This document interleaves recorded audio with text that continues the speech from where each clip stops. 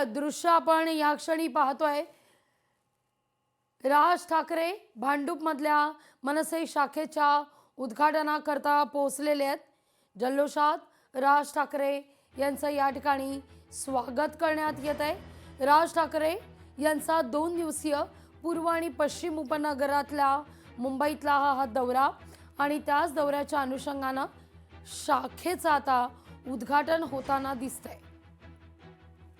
भांडूप मधली मनसेची ही शाखा, खरं तर ठाकरे म्हटलं की शाखेचं गणित हे वर्षानुवर्षापासून सुरू असलेलं राजकारण आपण पाहत आलेलो आहे।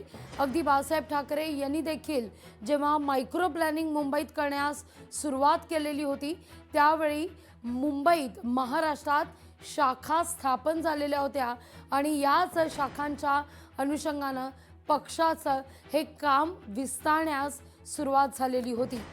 तोच काहीसा अजेंडा राज ठाकरे सुद्धा आता राबवताना दिसतात। आणखीन एक शाखा भांडूप मधली, ज्या शाखेचं उद्घाटन राज ठाकरे यांनी केलेलं आहे।